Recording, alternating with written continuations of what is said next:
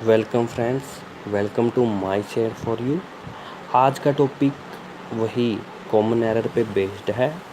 आज हम chapter wise करेंगे, बल्कि पीछे मैंने 2 वीडियो अपलोड की हुई हैं, उनसे आपको बहुत फ़ायदा होने वाला है। उनको भी आप वॉच करें, देखें एक बार, और ज़्यादा टाइम नहीं लगेगा उसमें। आपको कॉपी पेन लेके बैठें और उनको आराम से देखें, उससे आपको बहुत फ़ायदा होने वाला है। और जो एरर मैंने वहाँ पे बताए हैं उनको मैं दोबारा रिपीट नहीं करने वाला हूँ। तो फ्रेंड्स, आप एक बार ज़रूर उन वीडियो को देखें, आपको उनसे बहुत लाभ होने वाला है। चलिए देखते हैं आज मैं आपके लिए क्या लाया हूँ इस वीडियो में।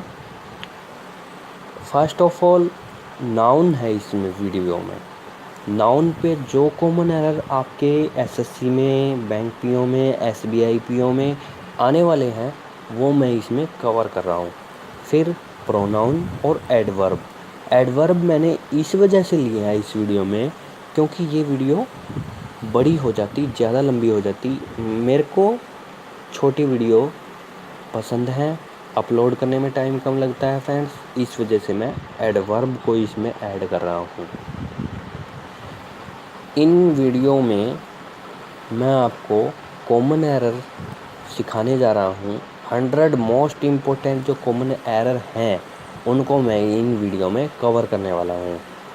सबसे पहली बात फ्रेंड्स, आप सभी को कॉमन एरर कहीं ना कहीं ज़रूर दिखाई देते होंगे, लेकिन उनको करना कैसे है, वो जो एक मेथड है, ट्रिक नहीं है, मेथड है, वो कैसे फॉलो करें उसका नहीं पता आपको। तो इस वीडियो में मैं आपको सबसे पहले यही दिखा रहा हूँ कि आप कॉमन एरर को कैसे ढूंढें, कैसे पता लगाएं। सबसे पहली बात, ये एक सेंटेंस लिखा हुआ है, आप पूरे सेंटेंस को मत पढ़िए। सबसे पहले देखिए आप पोर्शन वाइज, इट इज़ यहाँ तक ठीक है, हाफ पास्ट ये भी ठीक है, 7 इन माई वॉच, 7 इन तक ठीक है। लेकिन हमने जैसे ही माई वॉच पढ़ा हमको समझ आया कि माई वॉच मेरी घड़ी में, यानी कि ये बात कर रहा है टाइम की, और जहाँ पे टाइम की बात करता है वहाँ पे बाय लगता है, ना कि इन। तो बस यही एक एरर है इसमें, हमने इसको बहुत बड़ी आसानी से ढूंढ लिया। सेकंड देखते हैं, the poor in the society. यहाँ तक हमें कोई एरर नज़र नहीं आ रहा अब अभी तक। Are looked down by the rich. अगर हमारी सोसाइटी में पुअर लुक्ड डाउन की बात बोल रहा है तो लुक डाउन अपॉन होता है, इसके साथ में एक प्रीपोजिशन पे बेस है ये। इसी वजह से आपको थोड़ी सी प्रॉब्लम होगी इन एरर को ढूंढने में। तो इस एरर को कैसे डिडक्ट करें, फाइंड आउट करें, उसमें आप सभी को प्रॉब्लम हो रही है। और इस वीडियो में मैं आपको सबसे पहले नाउन, फिर प्रोनाउन, फिर एडवर्ब बताऊंगा। ऐसे चैप्टर वाइज अगर हम कॉमन एरर को ढूंढना स्टार्ट करेंगे तो ये सब आप पॉइंट आउट कर सकते हैं। तो चलिए देखते हैं हम सबसे पहले नाउन पे बेस्ड नाउन पे ये देखिए, one of, each of, either of, neither of, any of, none of. अगर कहीं पे आपको सबसे पहले यही नज़र आ जाए तो आप ये देखिए कि क्या इसके बाद आने वाला नाउन प्लूरल है। अगर वो प्लूरल नहीं है तो सबसे पहले आप उसी को प्लूरल कीजिए। और इसके साथ फ्रेंड्स, आपको ये भी ध्यान रखना है कि इसके बाद आने वाली जो वर्ब है वो सिंगुलर होगी, जो कि एक प्रोनाउन के ऊपर बेस्ड है। वर्ब प्लूरल ही होगी, सॉरी, लेकिन आने वाला जो प्रोनाउन है वो सिंगुलर होगा इन वर्ड के साथ में। वो हम आगे कवर करेंगे। आप सबसे पहले सिर्फ और सिर्फ नाउन पे बेस कीजिए अपना ध्यान। वन ऑफ हो या ईच ऑफ हो, आइदर ऑफ हो, नाइदर ऑफ हो, एनी ऑफ या नन ऑफ, ऑफ ज़रूर लगा होना चाहिए इनके बाद, ठीक है। तो one of my best teachers, देखा यहाँ पे मैंने नाउन को क्या किया, प्लूरल किया। क्यों किया? क्योंकि इसका रूल है ये। One of the biggest dam, dam नहीं होता, डैम्स होता है, तो डैम्स लगा देंगे, ठीक है। तो इसका हमें ध्यान रखना है। वन हमेशा वंस फॉलो करता है, ये भी बात ध्यान रखना। तो हम सेकंड एरर उसमें रूल में देखते हैं क्या बोल रहा है वो। एन अपोस्ट्रोफियस जो हम लगाते हैं should be used in living thing only, जो लिविंग थिंग्स होती हैं उनके साथ में ही हम अपोस्ट्रोफियस लगाएंगे, ना कि नॉन लिविंग थिंग्स के साथ। तो यही पे हमने ये सीखा है। जैसे आप देखिए, the tables legs were broken, tables, table apostrophe S ये लगाया हुआ है। तो मैंने ये बताया कि नॉन लिविंग थिंग के साथ अपोस्ट्रोफी एस नहीं लगाते, तो यहीं पे तो ये एरर है। इसकी जगह पे क्या आएगा? इसकी जगह पे आएगा the legs of the table were broken. यही हमने ढूंढना है, यही एरर होती हैं। तो बहुत बार अपोस्ट्रोफियस के साथ एरर देता है, वो हमने पिकअप करनी है वो। अब देखिए प्रोनाउन। हाँ फ्रेंड्स, एक बात और इसमें ऐड करना जा रहा हूँ मैं। नाउन पे मैंने कुछ एरर अपनी पहली वाली वीडियो में कवर किए हैं, तो आप वहाँ से उनको चेक कीजिए। ये वीडियो ज़्यादा लंबी ना बन जाए, इस वजह से मैंने ये दो यहाँ पे लिए। बाकी नाउन पे जो एरर आते हैं वो मैंने वहाँ पे कवर किए हुए हैं। अब देखिए प्रोनाउन सॉरी, प्रोनाउन पे सबसे पहले हम देखें, एक रूल है, compare the same form of the pronoun. अगर हम कोई भी प्रोनाउन किसी दूसरे प्रोनाउन से कंपेयर कर रहे हैं तो वो सेम डिग्री का होना चाहिए या सेम फॉर्म में होना चाहिए। जैसे हम देख रहे हैं यहाँ पे example, he is better than me, यानी कि वह एक लड़का है और वो मुझसे बेटर है, ठीक है, हो सकता है, बिल्कुल हो सकता है। उसके नेचर के साथ अगर हम कंपैरिजन कर रहे हैं तो उसका नेचर जो है वो मेरे नेचर से बेटर है, यानी मेरे नेचर से बेटर है। कंपेयर किया तो क्या किया, his nature is better than my nature, ना कि मी, ठीक है, ये ध्यान रखना है। His writing is better than my writing, ठीक है। The scenery of Kashmir is better than the scenery of Manali, ठीक है। सीनरी की कंपैरिजन मैंने किससे की? सीनरी की ही कंपैरिजन सीनरी से ही की, ना कि the scenery of Kashmir is better than Manali. ये गलत वर्ड है, ये गलत सेंटेंस है, क्योंकि द सीनरी की हमने कंपैरिजन की है तो द सीनरी ही हमने उसमें भी लगानी पड़ेगी। His shirt is better than me, ये गलत है, क्योंकि उसकी शर्ट मेरे से बेटर कैसे होगी? मेरी शर्ट से बेटर होगी। India's economy is better than America, ये भी गलत है। अमेरिका है तो अमेरिका की इकोनॉमी के साथ हम कंपैरिजन करेंगे, ना कि अमेरिका के साथ। ये एक मोस्ट इम्पोर्टेंट एरर है, बहुत जगह पर आपको ये नज़र आ जाएगा। Either of, neither of, one of, any of is used always singular verb, singular verb लेंगे ये, ठीक है। Either of, neither of, one of, any of singular verb लेंगे। ये देखिए, जैसे कि either of the two girls, मैंने पहले बताया प्लूरल नाउन लेंगे, आइदर ऑफ, बिल्कुल ठीक है। इज़ वर्ब लेंगे क्या? सिंगुलर, और डिलाइट का मतलब होता है पर्सन होना, ठीक है। तो जो मैंने पहले नाउन में बताया था वो ठीक ही था, वर्ब भी सिंगुलर आएगी। When two singular noun are joined by and refer to the same person, the pronoun should be singular in form। देखिए इसमें क्या बोल रहा है, इसमें यही बोल रहा है कि अगर हम किसी दो नाउन को एंड से ज्वाइन कर देते हैं और वो नाउन क्या होना चाहिए, सिंगुलर फॉर्म में होना चाहिए। और एंड से जब हम ज्वाइन करते हैं वो दो जो पर्सन हैं वो सेम ही पर्सन है, ना कि अलग अलग। तो सेम पर्सन है तो सेम पर्सन के लिए हम सिंगुलर फॉर्म में ही यूज करेंगे प्रोनाउन।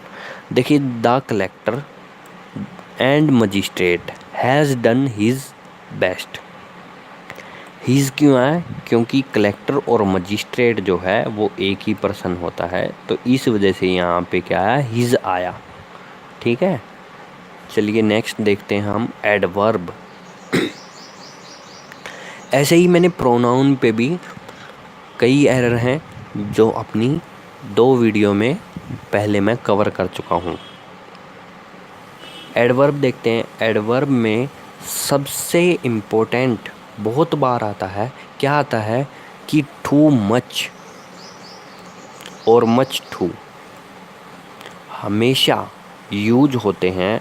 टू मच अगर आया है तो वो नाउन के साथ आएगा, और मच टू है तो वो एडजेक्टिव के साथ आएगा। जैसे एक एग्जांपल देखते हैं, his failure is too much painful for me. Again पढ़े, his failure is too much painful for me. लेकिन टू मच जो मैंने बताया है वहाँ वो नाउन के साथ आता है, और ये पेनफुल क्या है, ये एक एडजेक्टिव है। फ्रेंड्स एडजेक्टिव विशेषता बताते हैं, और नाउन खुद एक पर्सन सब्जेक्ट कुछ भी हो सकता है नाउन। तो एडवर्ब क्या होगी, एडवर्ब होगी किसी वर्ब की विशेषता बता दे, किसी एडजेक्टिव की विशेषता बता दे, या फिर किसी प्रीपोजिशन की विशेषता बता दे, एक और या किसी दूसरे एडवर्ब की विशेषता बता दे, वो एडवर्ब है। इनमें से किसी भी चीज़ की विशेषता बताए, या तो कोई प्रीपोजिशन हो, एडजेक्टिव हो, या कोई वर्ब हो, उन चीज़ों की विशेषता बताए वही एडवर्ब होती है। अब इसमें पेनफुल क्या है, ये एडजेक्टिव है, और एडजेक्टिव से पहले टू मच नहीं आता, मच टू आता है। ये देखिए, ये बताया हुआ है मैंने, तो इसका हमें ध्यान रखना है। लेट हमेशा यूज होता है टाइम के लिए, लेटली यूज होता है हमेशा रिसेंटली, यानी कि रिसेंटली इसका मीनिंग होता है। तो देखिए इसका example, he was punished for coming lately नहीं होगा, लेट होगा। लेटली का मतलब होता है रिसेंटली। लेट हमेशा टाइम के लिए लगता है, तो टाइम के लिए कमिंग लेट। ठीक है फ्रेंड्स, ये छोटी छोटी बातें हैं, छोटे छोटे एरर होते हैं जिनको हमने ढूंढना बहुत ही आसान होता है, लेकिन एक प्रॉपर मेथड हम फॉलो नहीं करते हैं, इस वजह से ही हम एरर को पॉइंट आउट नहीं कर पाते हैं। चलिए देखते हैं next rule, seldom, never, hardly, rarely, rarely, scarcely, और ये है neither. An auxiliary verb is used before the subject. इसमें ये बोल रहा है कि ये कुछ ऐसे वर्ड हैं जो एक्सेलरी वर्ब यूज़ करते हैं बिफोर द सब्जेक्ट, सब्जेक्ट से पहले वर्ब यूज़ कर लेते हैं। एक्सेलरी को आप भूल जाइए। एक्सेलरी वर्ब मैं आपको बता देता हूँ, एक्सेलरी वर्ब कौन सी होती हैं। एक्सेलरी वर्ब डू की जो जितनी भी फॉर्म है वो सारी की सारी एक्सेलरी वर्ब हैं। बी की जितनी फॉर्म है वो सारी सारी क्या है, एक्सिलरी वर्ब में आती है। हैज़, हैव, हैड, ये भी एक्सिलरी वर्ब है। बी में कौन कौन सी आती हैं, is, am, are, was, were. Do में कौन कौन सी आती हैं, डू, डज, डिड। तो ये सारी एक्सिलरी वर्ब हैं, चिंता करने की कोई बात नहीं है। ये क्या बोल रहा है कि कोई सब्जेक्ट है, उससे पहले अगर हम वर्ब लगाएंगे तो उससे पहले क्या आना चाहिए, सेल्डम आना चाहिए, नेवर, हार्डली, रेयरली, स्कैर्सली, और ये क्या है, नाइदर। सेल्डम का मतलब क्या होता है, कभी कभार होने वाला। नेवर का मतलब कभी नहीं। हार्डली का मतलब शायद ही कभी हो। रेयरली का भी मतलब शायद ही कभी। स्कैर्सली का भी मतलब शायद ही कभी घटित हो। ठीक है। यहाँ पे रेयरली का मतलब आप कैसे याद रखेंगे, सुल्तान एक मूवी आई है अभी कल ही रिलीज हुई है, तो उसमें सुल्तान का जो ब्लड ग्रुप है वो ओ नेगेटिव है। रेयरली चांस होते हैं मिल जाए आपके पास, तो ऐसे कुछ स्टोरी है, आप जाके देखेंगे तो आपको समझ आ जाएगी मैंने रेयरली का मतलब यहाँ पे क्यों बोला ऐसे। तो देखिए, seldom, never, hardly, rarely, scarcely, neither, इन सब के साथ एक्सिलरी वर्ब यूज़ करेंगे बिफोर द सब्जेक्ट, सब्जेक्ट से पहले। तो एक एग्जांपल देख लेते हैं, हमें याद हो जाएगा। Hardly he goes to school. मैंने बोला है हार्डली के बाद वर्ब आएगी। क्यों आएगी, क्योंकि हार्डली के बाद वर्ब का रूल है। तो वर्ब कौन सी आएगी, डू की, क्योंकि गोज़ है। ठीक है, तो डज आ गई है यहाँ पे। ही गो टू स्कूल, यानी कि डज के बाद उसने सब्जेक्ट यूज किया। यही तो वो बोलना चाह रहा है कि सेल्डम के बाद हम डज का यूज़ करते हैं और उसके बाद सब्जेक्ट का, उसके बाद कुछ भी हम यूज़ करते रहें उसका कोई फ़र्क नहीं पड़ता, लेकिन हमें क्या करना है, पहले वर्ब यूज़ करनी है, ना कि सब्जेक्ट। तो हमने यहाँ पे वर्ब यूज़ की है। एक ऐसे भी आ जाए कि hardly does he goes to school.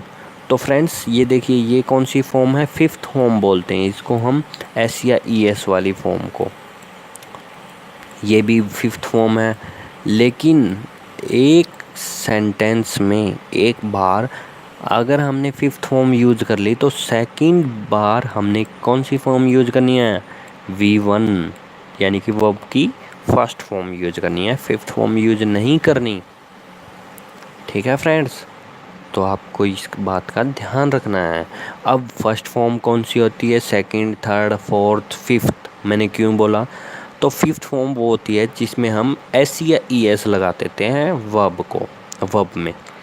और फोर्थ फॉर्म हम जिस वर्ब की फॉर्म में आईएनजी लगा देते हैं उसको हम फोर्थ फॉर्म बोल देते हैं।